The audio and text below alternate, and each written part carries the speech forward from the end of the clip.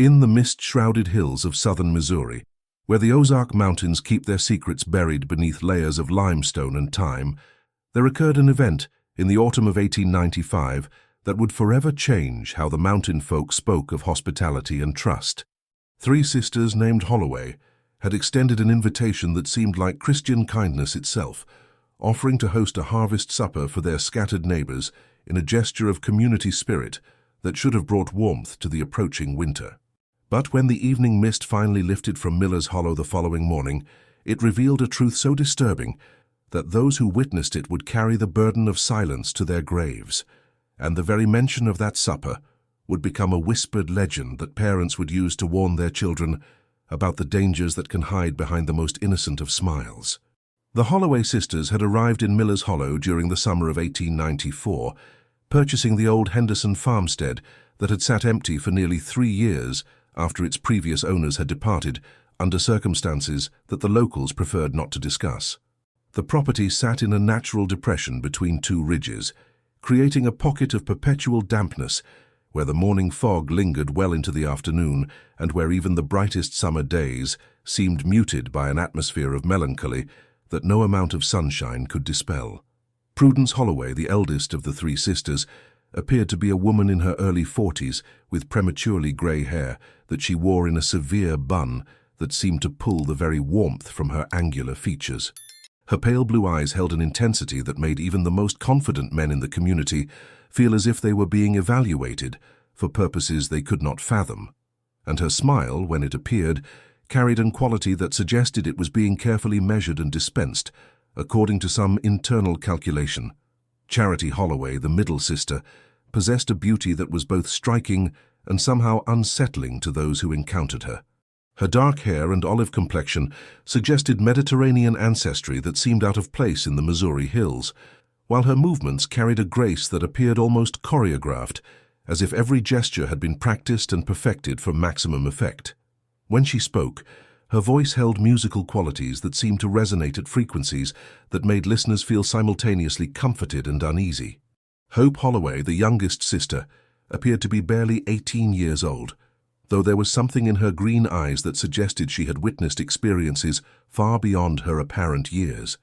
She rarely spoke in the presence of strangers, but when she did, her words carried a weight and wisdom that seemed inappropriate for someone of her supposed age. Her laughter, when it occurred, held undertones that made those who heard it feel as if they were missing some private joke that they were not meant to understand.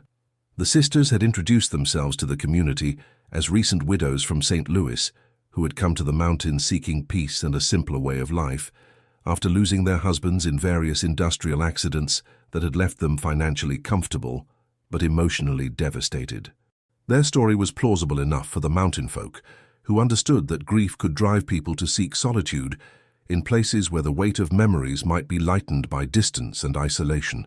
The farmstead that the sisters had purchased came with nearly 200 acres of mixed timber and pasture land, along with a large main house that had been built in the 1860s by the original homesteader. The house itself was an impressive structure for the region, featuring 2 full stories, with a wraparound porch and architectural details that suggested the original owner had possessed both wealth and aspirations that exceeded the typical frontier farmer. The previous owners, the Henderson family, had lived on the property for nearly 20 years before their sudden departure in 1891. Local residents remembered them as a prosperous and well-regarded family who had seemed to have every reason to remain in the community, making their abrupt abandonment of the property all the more mysterious and troubling to their neighbors. The circumstances surrounding the Henderson family's departure had never been fully explained to the satisfaction of the community.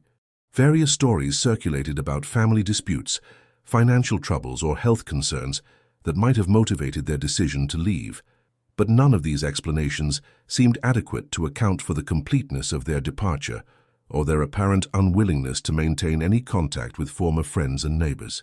What was known for certain was that the Henderson family had left behind most of their possessions, including furniture, household goods, and even personal items that suggested they had departed with great haste and little planning. The house had been discovered by a neighbor who had become concerned when no smoke was seen from the chimney for several consecutive days during a cold spell in November 1891. The discovery of the abandoned house had revealed that the Hendersons had vanished sometime during the night, leaving behind unmade beds, partially prepared meals, and other evidence that their departure had been sudden and unplanned. Most disturbing to the investigators was the complete absence of any note or explanation that might have provided insight into their reasons for leaving or their intended destination. The subsequent investigation into the Henderson family's disappearance had been conducted by the county sheriff, but had failed to produce any credible leads or explanations for their vanishing. The family's bank accounts remained untouched. Their relatives in other states had received no communication from them, and inquiries to authorities in surrounding counties and states had produced no reports of their arrival elsewhere. The mystery of the Henderson family's fate had gradually faded from active discussion in the community, though it remained a source of unease and speculation among the local residents. The fact that their property had remained unsold for 3 years before the Holloway sisters' arrival had only added to the sense of foreboding that surrounded the farmstead and contributed to the reluctance of potential buyers to consider purchasing the property. The arrival of the Holloway sisters in the summer of 1894 had initially been welcomed by the community as a positive development that might help dispel the lingering atmosphere of mystery and concern that had surrounded the property since the Henderson disappearance. The sisters appeared to be respectable women who possessed the resources and determination necessary to restore the farmstead to productive use. During their first year in Miller's Hollow, the sisters had maintained cordial but somewhat distant relationships with their neighbors, participating in community activities when invited, but rarely initiating social contact themselves. Their behavior was attributed to grief and the natural caution of newcomers who were still adjusting to rural life after their urban upbringing. The sisters had proven to be capable farmers and homemakers, successfully maintaining their property and even implementing improvements that suggested both practical knowledge and financial resources. Their gardens flourished despite the challenging growing conditions in the hollow, and their livestock appeared to thrive under their care in ways that exceeded what their neighbors had been able to achieve on similar land. The success of the sisters' farming operations had gradually earned them respect within the community, though some residents had begun to comment on certain unusual aspects of their methods and results. Their crops seemed to grow faster and produce higher yields than should have been possible, given the soil and climate conditions, while their animals displayed levels of health and productivity that exceeded normal expectations. Some of the more observant neighbors had noticed that the sisters seemed to follow agricultural practices that differed from traditional methods, though they were reluctant to discuss their techniques when questioned about their remarkable success. Their reticence on this subject was generally attributed to competitive instincts or trade secrets that they preferred to keep private.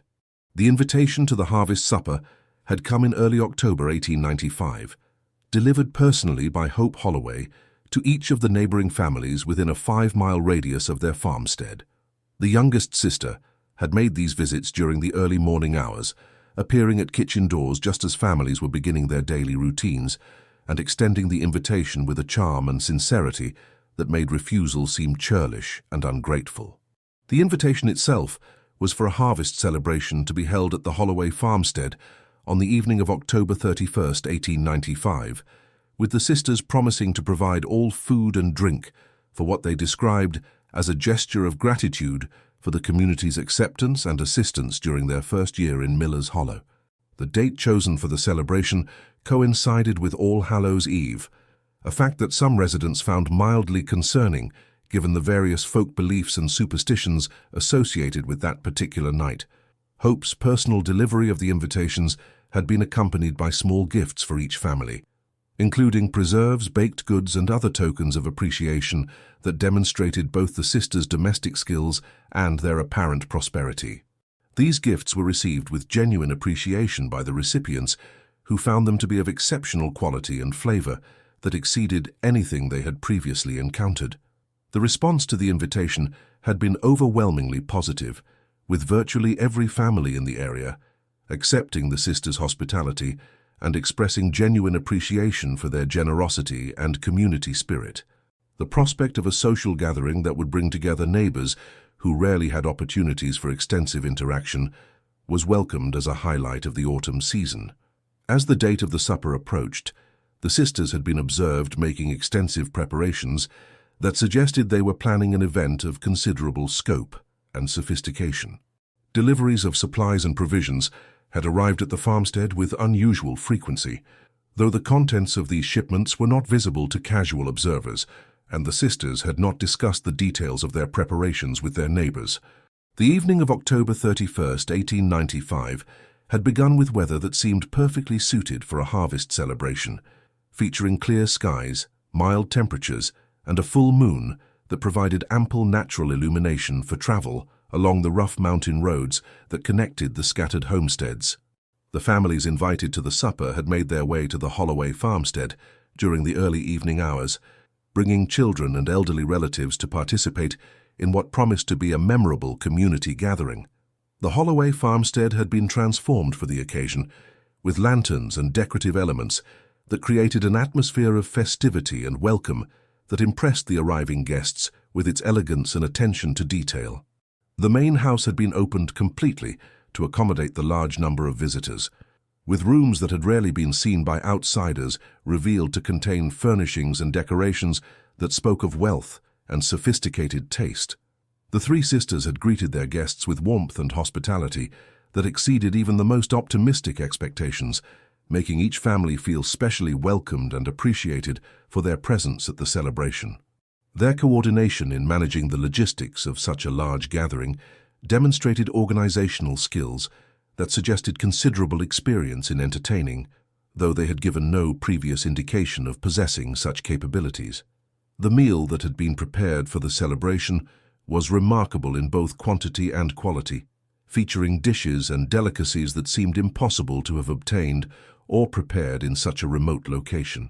The variety of foods available exceeded anything that the guests had previously encountered, including exotic ingredients and sophisticated preparations that suggested access to resources far beyond what should have been available in rural Missouri. The presentation of the meal had been orchestrated with theatrical precision, with each course appearing at perfectly timed intervals and served with accompaniments that complemented and enhanced the flavors in ways that demonstrated culinary expertise of the highest order.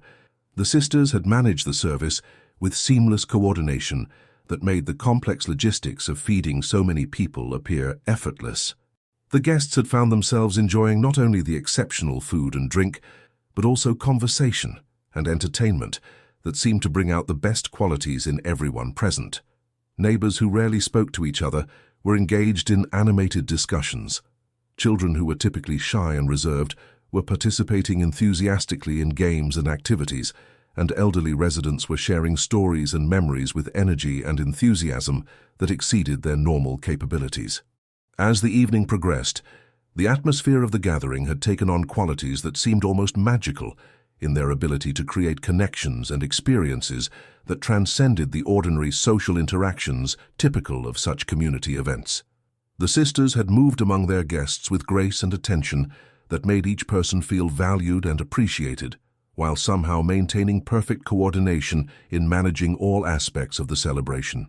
The children present at the gathering had been particularly affected by the evening's festivities, displaying levels of excitement and engagement that delighted their parents, while also creating a sense of unease among some of the more observant adults. The youngsters seemed to be experiencing the celebration with an intensity that bordered on euphoria, participating in activities and games with energy that exceeded their normal behavior patterns. Dr. Jeremiah Whitmore, the nearest physician to Miller's Hollow, had been among the guests at the harvest supper and had found himself observing the evening's events with professional interest as well as personal enjoyment. His medical training had made him sensitive to changes in behavior and physical condition that might escape the notice of other attendees, and he had begun to detect subtle anomalies in the responses of both adults and children to the sisters' hospitality. The physician's observations had initially focused on the remarkable effects that the evening seemed to be having on the health and energy levels of guests who typically suffered from various chronic ailments and physical limitations. Elderly residents who normally moved with difficulty were walking with sprightliness and energy, while individuals who struggled with depression or anxiety appeared to be experiencing levels of joy and social confidence that exceeded their normal emotional range. Dr. Whitmore had found these improvements in his neighbors' conditions to be initially gratifying, though he had begun to suspect that the changes might be attributable to factors beyond the simple enjoyment of good food and pleasant company. His attempts to identify specific causes for the observed improvements had been frustrated by the complexity of the social environment and his own participation in the festivities. As the evening had reached its climax, the sisters had announced a special presentation that they described as their gift to the community in appreciation for the warm welcome they had received during their first year in Miller's Hollow. This presentation had involved the three sisters performing what appeared to be a combination of music, storytelling, and dramatic presentation that captured the complete attention of every guest present. The performance had begun with Charity Holloway singing, in a voice that seemed to possess qualities that transcended normal human vocal capabilities, producing harmonics and resonances that affected listeners at levels deeper than conscious awareness.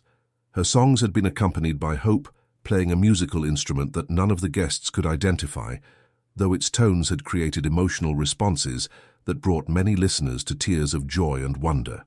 Prudence Holloway had served as narrator for the presentation, telling stories that seemed to weave together the personal histories and family traditions of the assembled guests in ways that created a sense of shared identity and collective purpose that none of them had previously experienced.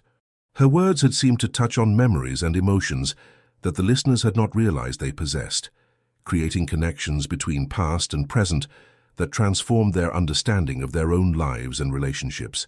The combined effect of the sisters' presentation had been to create a state of collective consciousness among the assembled guests that seemed to transcend individual identity and awareness.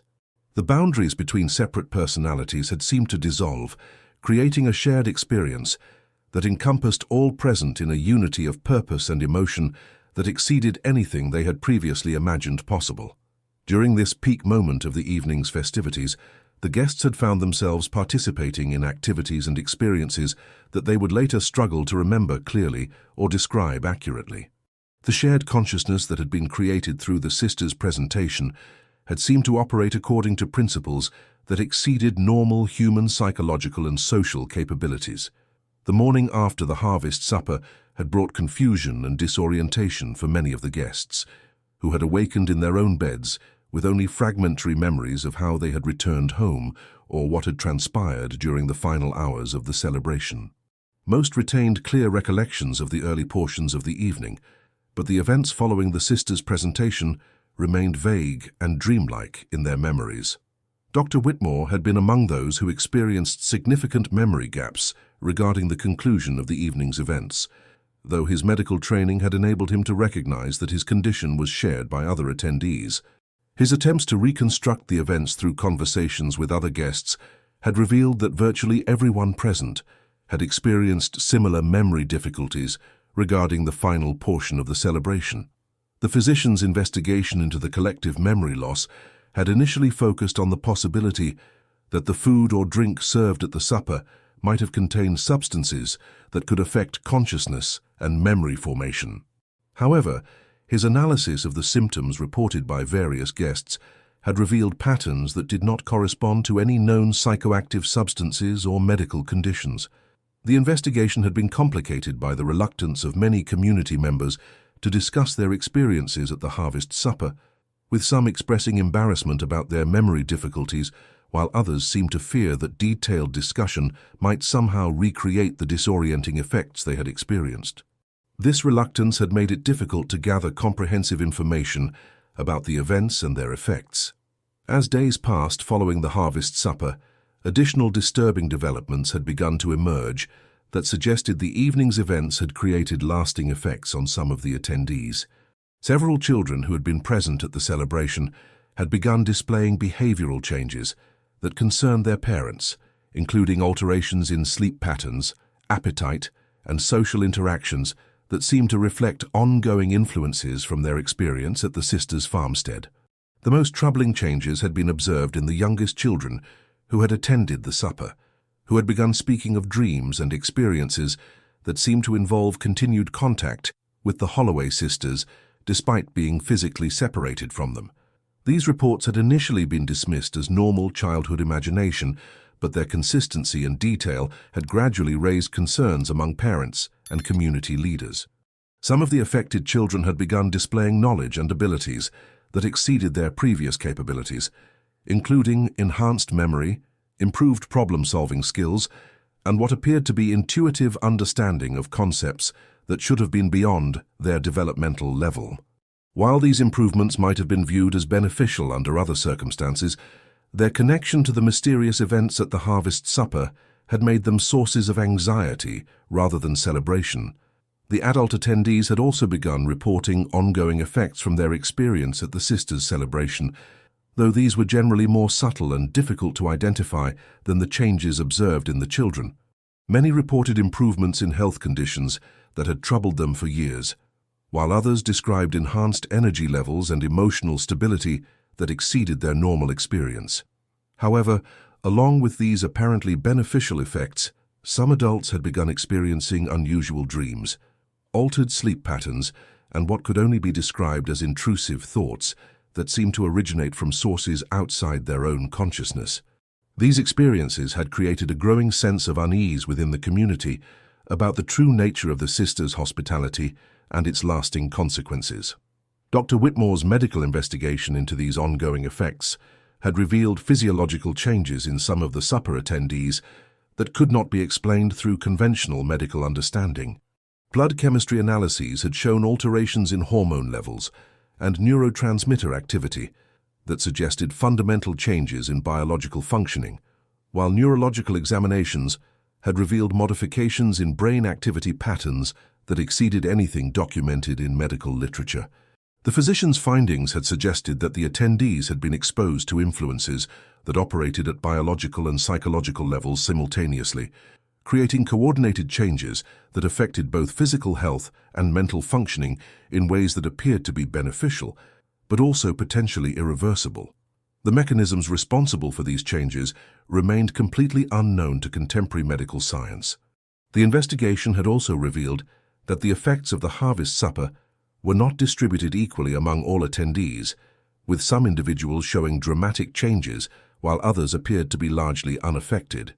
The factors that determined susceptibility to these influences remained unclear, though Dr. Whitmore had begun to suspect that psychological and spiritual characteristics might play important roles in determining individual responses.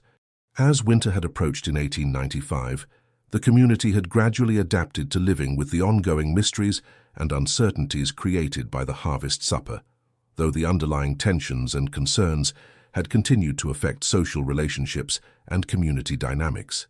The knowledge that some residents had been fundamentally altered by their experience at the sisters' farmstead had created divisions and suspicions that undermined the social cohesion that had previously characterized Miller's Hollow.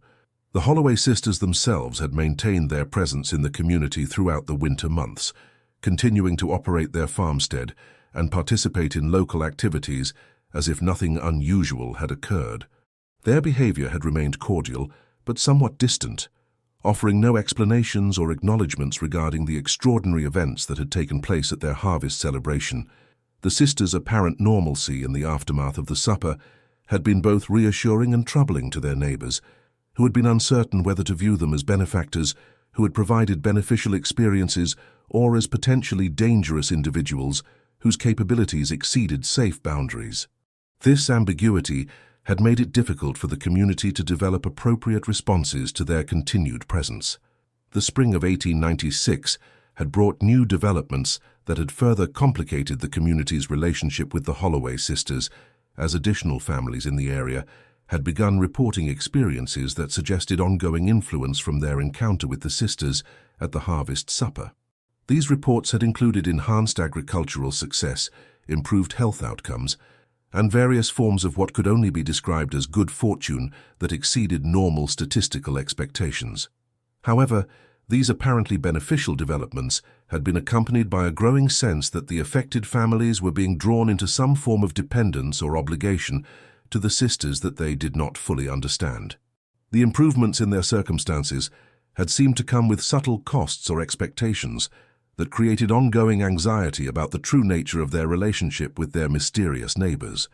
The investigation into these ongoing developments had revealed that the effects of the Harvest Supper were continuing to evolve and expand rather than diminishing over time, suggesting that the sisters had initiated processes that were designed to create lasting changes in the community rather than temporary enhancements.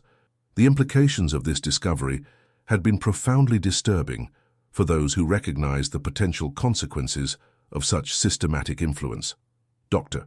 Whitmore's research had led him to conclude that the Holloway sisters possessed knowledge and capabilities that enabled them to influence human consciousness and biological functioning in ways that exceeded anything documented in medical or scientific literature. Their methods appeared to combine advanced understanding of psychology, biology, and what could only be described as supernatural forces to achieve results that challenged fundamental assumptions about human nature and potential. The physician's attempts to understand the theoretical basis for the sisters' capabilities had led him into areas of investigation that challenged his scientific training and forced him to consider possibilities that conventional education had taught him to dismiss as impossible. His findings had suggested that the sisters represented examples of human development that transcended normal limitations through methods that were unknown to mainstream academic institutions. The broader implications of the Holloway sisters' presence in Miller's Hollow had gradually become apparent as their influence on the community had continued to expand and intensify over the months following the Harvest Supper. The changes they had initiated appeared to be part of a systematic program designed to transform the social, psychological, and possibly biological characteristics of the entire population in ways that served purposes that remained unknown to the affected individuals.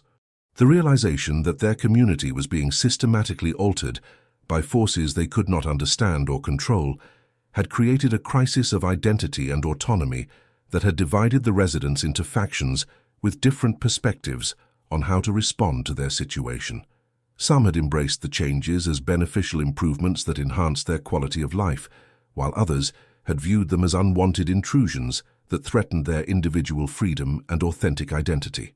The conflict between these perspectives had created social tensions that had undermined community relationships and institutions, making it difficult for the residents to coordinate effective responses to their situation. The sisters' influence had seemed to operate most effectively when it encountered divided and conflicted populations, suggesting that social discord might actually serve their purposes rather than hindering their activities. As the second anniversary of the sisters' arrival in Miller's Hollow had approached in the summer of 1896, the community had found itself fundamentally transformed by their presence and influence. The changes that had begun with the Harvest Supper had evolved into comprehensive alterations in social structure, economic relationships, and individual consciousness that had created a new form of community organization that operated according to principles that none of the residents fully understood. The investigation into these transformations had revealed that the Holloway sisters were not simply individuals with unusual capabilities, but were representatives of a form of human development that transcended conventional understanding of personal identity and social organization. Their presence in Miller's Hollow appeared to be part of a larger pattern of activity that extended beyond the local community to encompass broader regions and possibly other locations entirely. The modern analysis of the Holloway sisters case has benefited from advances in psychology, neuroscience, and social psychology that have provided theoretical frameworks for understanding phenomena that were incomprehensible to 19th-century investigators. Contemporary researchers have applied modern analytical techniques to the limited documentation that survived from the original events, revealing patterns and characteristics that support various theories about the nature of consciousness manipulation and social influence. The psychological analysis has revealed that the sisters' methods were consistent with advanced techniques of persuasion, conditioning, and consciousness alteration that combined elements from various therapeutic and educational approaches with what appeared to be naturally occurring capabilities that exceeded normal human potential. Their success in creating lasting changes in their subjects suggested understanding of psychological principles that were far in advance of contemporary knowledge. The sociological investigation has revealed that the transformation of Miller's Hollow followed patterns that were consistent with various theories of social change and community development, though the mechanisms involved appeared to operate at levels of sophistication that exceeded anything documented in academic literature. The sisters had apparently possessed understanding of social dynamics that enabled them to guide community evolution in directions that served their specific objectives. The contemporary understanding of the case has been limited by the destruction or disappearance of much of the original documentation, including medical records, personal accounts, and official reports that might have provided more detailed information about the events and their consequences. The limited surviving evidence suggests that the case was deliberately suppressed or concealed by authorities who were concerned about its implications for social stability and public safety. The legacy of the Holloway sisters and their harvest supper continues to influence folklore and legend throughout the Missouri Ozarks, though the original events have been transformed through generations of retelling into stories that emphasize supernatural elements while obscuring the psychological and social aspects that were central to the original occurrences. The case remains one of the most intriguing examples of unexplained influence on human consciousness and community development in American history. In the eternal mystery of human consciousness and social transformation, where the boundaries between individual identity and collective purpose remain as permeable as morning mist in mountain hollows, the story of the Holloway sisters serves as a haunting reminder that human potential may encompass capabilities that exceed our comfortable assumptions about the nature of reality and the limits of personal influence, leaving us to wonder whether the experiences we consider most fundamental to our identity might be more malleable than we dare imagine, and whether forces beyond our understanding continue to shape our communities and consciousness in ways that we perceive as natural development, but which might actually represent guided evolution toward destinations that we have not chosen and purposes that we cannot comprehend. The aftermath of the harvest supper had extended far beyond the immediate effects experienced by the attendees, creating ripples of change that spread throughout the broader region as news of the mysterious events began to attract attention from researchers, investigators, and curiosity seekers from distant locations. The original community of Miller's Hollow found itself at the center of an expanding circle of interest that brought both opportunities and dangers as outside forces sought to understand or exploit the phenomena associated with the Holloway sisters. Professor Marcus Blackwood of the University of Missouri had been among the first outside researchers to arrive in Miller's Hollow, drawn by reports of unusual psychological and physiological effects that challenged conventional understanding of human consciousness and biological adaptation. His academic background in psychology and emerging theories of unconscious mental processes had prepared him to approach the sisters' activities from scientific rather than purely supernatural perspectives. The professor's investigation had employed systematic documentation methods that were advanced for the 1890s, including detailed interviews with affected individuals, physiological measurements, and psychological assessments designed to quantify the changes that had occurred following the harvest supper. His findings had provided the first scientific validation of claims that had previously been dismissed as folklore or collective delusion. Professor Blackwood's research had revealed that the effects of the sisters' influence operated according to principles that were consistent with emerging theories about suggestion, hypnosis, and unconscious mental programming, though the sophistication and permanence of the changes exceeded anything that contemporary psychological science considered achievable through known techniques. The sisters appeared to possess understanding of consciousness manipulation that was decades ahead of academic knowledge. The psychological profiles developed through Professor Blackwood's research had revealed that the individuals most strongly affected by the harvest supper shared certain personality characteristics that seemed to make them particularly susceptible to consciousness alteration. These characteristics included high levels of creativity and imagination, strong emotional sensitivity, and what the professor described as permeable ego boundaries that enabled external influences to affect their core psychological structures. The professor's investigation had also revealed that the effects of the sisters' influence were not random or chaotic, but followed systematic patterns that suggested deliberate programming designed to achieve specific objectives. The changes in consciousness and behavior appeared to be coordinated toward creating a community that would be more receptive to continued influence and more capable of serving whatever purposes the sisters had in mind for their subjects. The documentation of these systematic patterns had provided evidence that the Holloway sisters were not simply individuals with unusual natural abilities, but were representatives of a sophisticated understanding of consciousness manipulation that had been developed through extensive research and experimentation. Their methods suggested access to knowledge that transcended anything available through conventional education or training. Dr.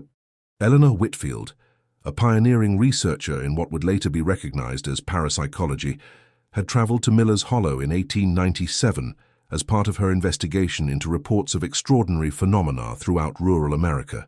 Her background in both medical practice and psychical research had provided her with unique qualifications for understanding the complex intersection of physical and mental effects that characterized the sisters' influence. Dr. Whitfield's research methodology had involved controlled experiments designed to test specific aspects of the phenomena associated with the sisters, while also documenting the physiological and psychological mechanisms through which their influence operated. Her scientific approach had provided rigorous validation of effects that had previously been considered impossible or fraudulent by mainstream medical and academic institutions. The researchers' instrumentation had detected electromagnetic anomalies in the vicinity of the Holloway farmstead that corresponded to no known natural phenomena, while also recording temperature variations and atmospheric pressure changes that seemed to be related to the sisters' activities and mental states. These measurements had suggested that the sisters were somehow manipulating physical forces that could be detected by scientific instruments, even if the mechanisms involved could not be explained by contemporary theoretical frameworks. Dr. Q.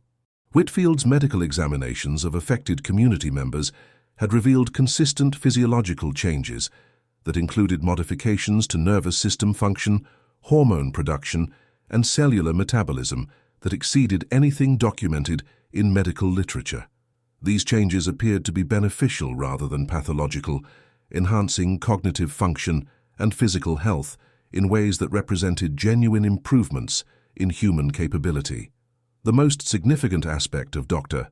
Whitfield's research had been her documentation of apparent consciousness transfer effects that enabled affected individuals to access memories, knowledge, and capabilities that belonged to other people rather than themselves. These effects suggested that the sisters had developed techniques for creating shared consciousness states that transcended normal individual psychological boundaries. The investigation into consciousness transfer phenomena had revealed that the sisters' influence created what Dr. Whitfield termed collective memory pools that enabled affected individuals to draw upon the accumulated knowledge and experience of their entire community, rather than being limited to their own personal learning and development. This shared consciousness appeared to enhance problem-solving capabilities, while also creating psychological dependencies that bound individuals to the collective. Federal investigators from the Treasury Department had arrived in Miller's Hollow in 1898, following reports of unusual economic activities that might involve counterfeiting, tax evasion, or other financial crimes related to the sisters' apparent prosperity and their influence on local economic conditions. The government agents had expected to find evidence of conventional criminal activity, but had instead encountered phenomena that challenged their understanding of economic and social relationships. Agent Theodore Morrison had led the federal investigation, bringing experience in complex fraud cases and sophisticated criminal organizations that he had expected would be applicable to the Holloway sisters' activities. However, his investigation had quickly revealed that the sisters' economic success was based on capabilities that exceeded anything documented in federal law enforcement experience. The economic analysis conducted by Agent Morrison had revealed that the sisters' farmstead produced agricultural yields that were impossible to achieve through conventional farming methods, while their livestock demonstrated health and productivity levels that exceeded biological norms for their species. These extraordinary results had enabled the sisters to generate wealth that far exceeded what should have been possible from their land and resources. More disturbing to the federal investigators had been the discovery that the sisters' economic influence extended throughout the local community in ways that created systematic improvements in prosperity and stability that could not be explained through normal economic mechanisms. Families that had been struggling with poverty and debt had experienced sudden reversals of fortune that enabled them to achieve financial security without apparent sources of new income or economic opportunity. The investigation into these economic anomalies had revealed that the sisters possessed abilities that enabled them to influence material conditions through methods that transcended conventional understanding of cause and effect relationships. Their capabilities appeared to include limited control over natural processes, probability manipulation, and what could only be described as materialization abilities that enabled them to obtain resources through unknown means. Agent Morrison's attempts to gather evidence of criminal activity had been frustrated by the inability of federal law enforcement to classify the sisters' methods according to existing legal frameworks. The improvements in community prosperity that resulted from their influence were clearly beneficial to the affected individuals, making it difficult to characterize their activities as harmful or exploitative, despite their obviously extraordinary nature. The federal investigation had also encountered systematic obstruction from community members who had been affected by the sisters' influence, though this resistance appeared to be motivated by genuine loyalty and gratitude rather than fear or coercion. The affected individuals seemed to view the federal agents as threats to beneficial relationships that they were determined to protect regardless of potential legal consequences.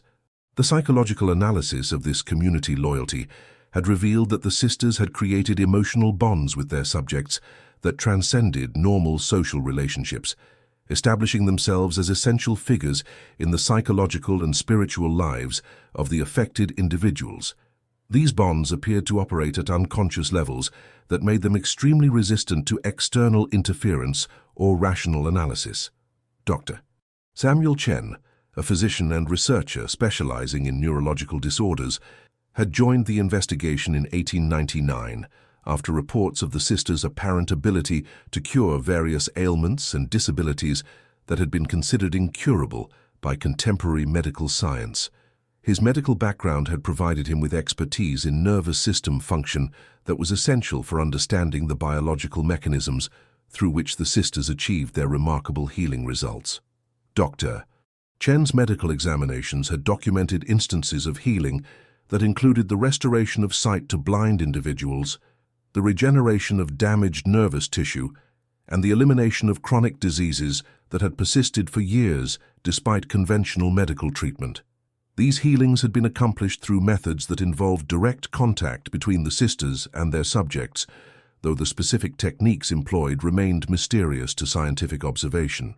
The neurological analysis of healed individuals had revealed systematic changes in brain structure and function that appeared to represent not only restoration of normal capabilities, but actual improvements beyond typical human baselines. The subjects displayed enhanced cognitive abilities, improved sensory function, and increased resistance to physical and psychological stress that suggested they had been upgraded rather than simply repaired. Dr. Chen's research had led him to conclude that the sisters possessed understanding of biological systems that enabled them to direct cellular regeneration and nervous system modification with precision that exceeded anything achievable through conventional medical intervention. Their methods appeared to involve conscious control over biological processes that normal humans could only influence through unconscious autonomic functions. The healing capabilities demonstrated by the sisters had attracted pilgrims and patients from throughout the Midwest region, creating a steady stream of visitors to Miller's Hollow who sought treatment for various ailments and disabilities. This influx of outsiders had transformed the isolated mountain community into a destination that attracted attention from medical professionals, religious authorities, and government officials who were concerned about the implications of such extraordinary healing claims. The religious implications of the sisters' healing activities had created conflicts within various Christian denominations about whether their capabilities should be considered divine gifts or demonic powers. Some religious leaders had endorsed the sisters as instruments of divine healing, while others had condemned them as practitioners of witchcraft or supernatural deception that threatened the spiritual welfare of their followers. Reverend Jonathan Thornton, a Methodist minister who had traveled to Miller's Hollow to investigate the sisters' healing claims, had found himself forced to reconsider fundamental theological assumptions about the nature of divine intervention and human spiritual potential. His observations of genuine healing miracles had challenged his understanding of how God's power operated in the material world. The Reverend's theological investigation had revealed that the sisters' healing methods did not conform to traditional Christian frameworks for understanding divine healing, as they involved techniques and knowledge that appeared to be learned skills rather than spontaneous manifestations of divine grace.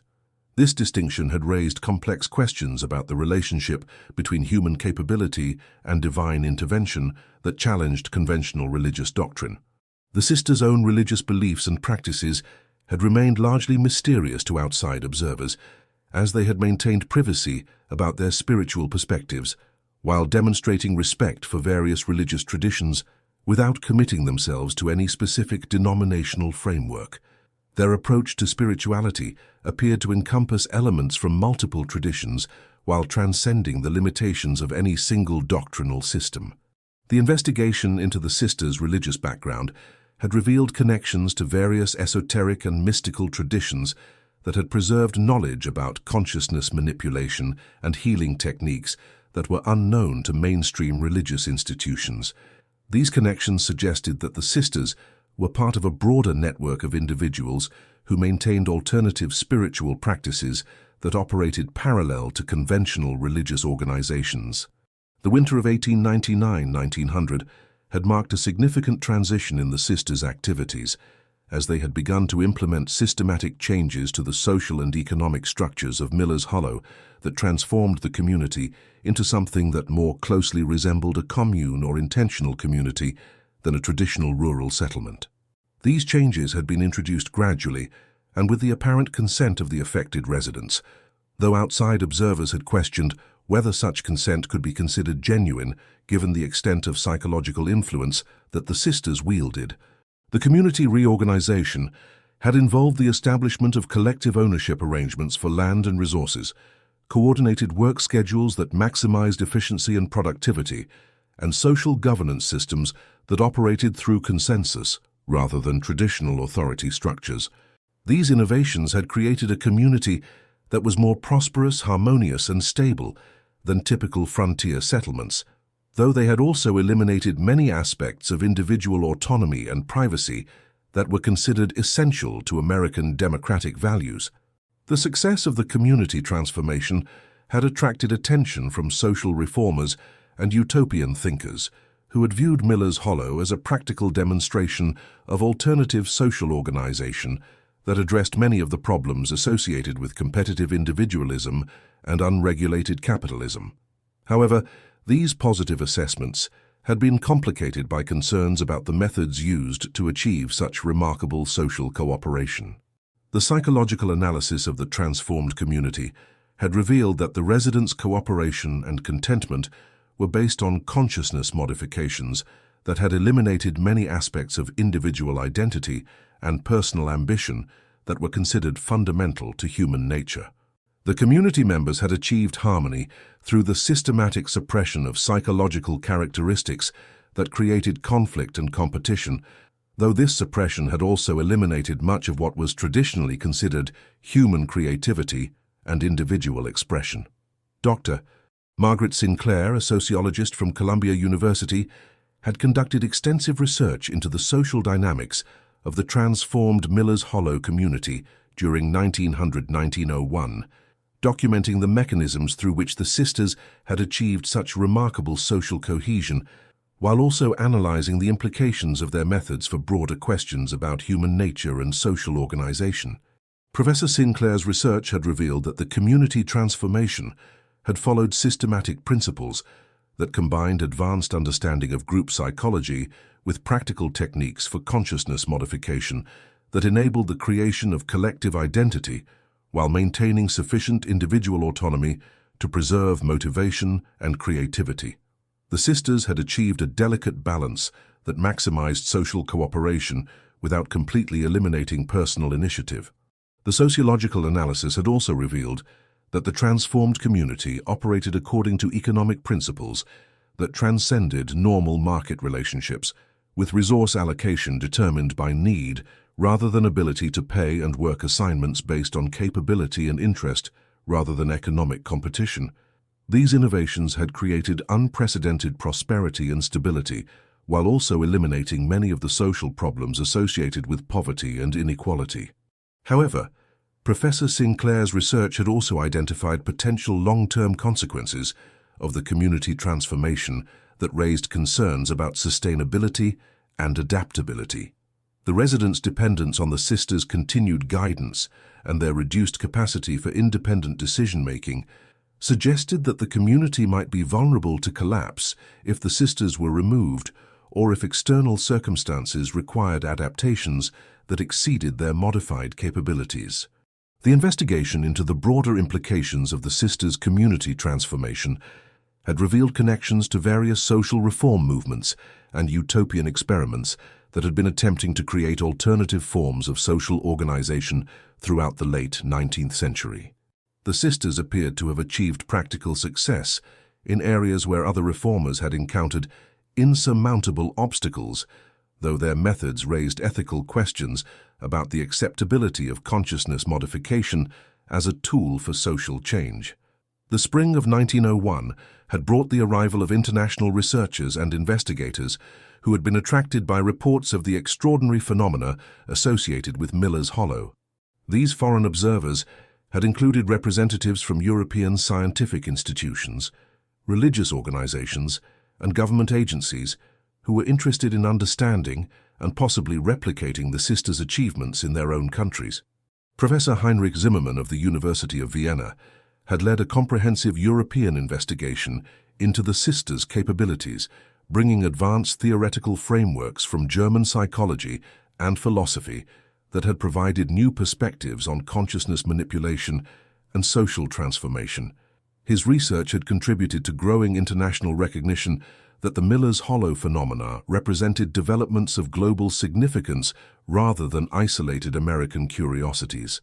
The international attention had created new pressures and opportunities for the sisters, who had been invited to demonstrate their capabilities in various foreign locations, while also facing increased scrutiny from government agencies that were concerned about the potential for their methods to be used for subversive or destabilizing purposes. The sisters had declined most invitations to travel, preferring to maintain their operations in the familiar environment of Miller's Hollow. The decision to remain in their original location had been interpreted by some observers as evidence that the sisters' capabilities were dependent on specific environmental factors or energy sources that were unique to the Missouri Ozarks region. However, subsequent research had revealed that their choice to stay was more likely motivated by strategic considerations related to maintaining control over their transformed community and avoiding exposure to external influences that might disrupt their carefully developed social system. The summer of 1901 had witnessed the implementation of the sisters' most ambitious project, the establishment of an educational institution that would train selected individuals in the consciousness manipulation techniques that formed the foundation of their community transformation methods. This school had attracted students from throughout North America and Europe who sought to learn skills that could enable them to create similar communities in their own regions. The curriculum developed by the sisters had covered topics that ranged from basic meditation and consciousness development to advanced techniques for influencing group psychology and social dynamics. The instruction methods had employed accelerated learning approaches that enabled students to acquire complex skills in timeframes that were impossible through conventional educational methods, though the training had also involved psychological modifications that created permanent changes in the students' consciousness and capabilities.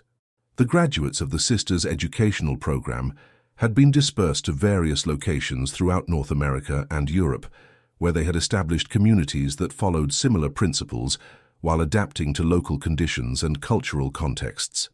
These satellite communities had maintained communication and coordination with Miller's Hollow, while developing their own innovations and adaptations that contributed to the overall evolution of the consciousness-based social organization movement.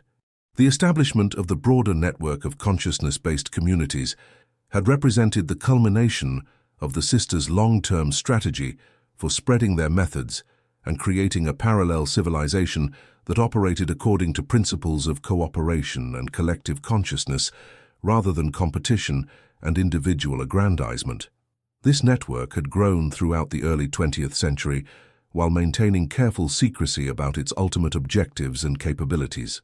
The modern analysis of the Holloway sisters phenomenon has benefited from advances in psychology, neuroscience, and social science that have provided theoretical frameworks for understanding consciousness manipulation and social influence techniques that were incomprehensible to 19th century investigators.